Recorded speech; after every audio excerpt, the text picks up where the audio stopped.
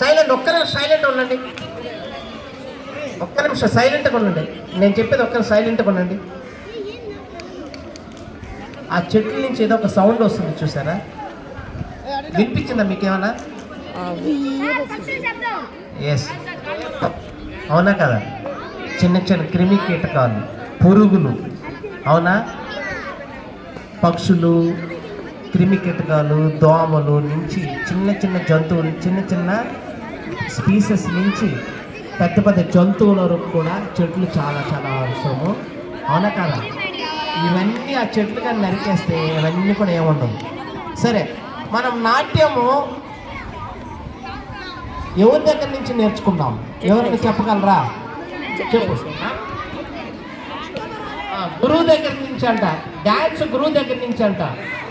దానికంటే ఒక గురువు ఉన్నారు, ఎవరికైనా తెలుసా?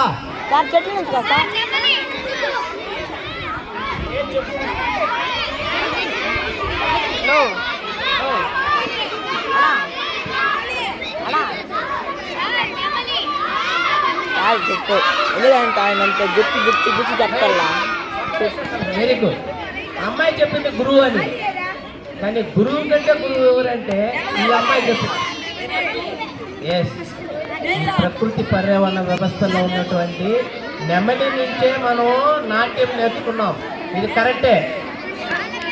హుసేన్ బోల్ట్ ఎవరికైనా తెలుసా? హుసేన్ బోల్ట్ ఎవరికైనా తెలుసా? ఏం చేస్తాడు ఆయన? రన్నింగ్ చేస్తాడు. మరి దానికంటే ముందు రన్నింగ్ చేసిన వ్యక్తి ఫాస్ట్గా ఎవరైనా ఉన్నారా?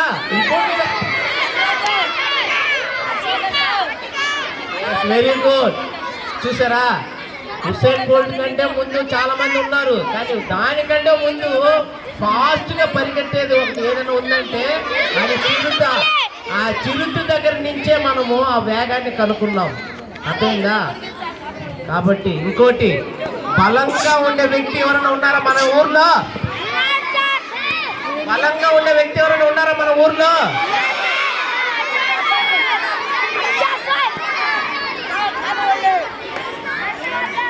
వ్యక్తి అడిగాను, మన ఊర్లో బలంగా ఉండే వ్యక్తి ఎవరైనా ఉన్నారా? ఎవరో ఒకరు ఉంటారు కదా. దాన్ని కంపారిజన్ ఎలా చేసుకున్నామంటే ఏనుగును చూసి కంపేర్ చేసుకున్నాం, అవునా కదా? అవునా కదా? బాహుబలి అన్నారా లేదా? బాహుబలి అనేది ఏనుగా కాదా? ఇవన్నీ కూడా వ్యవస్థ నుంచే వేసుకున్నాం. నా వల్ల కాదు, నా వల్ల కాదురా.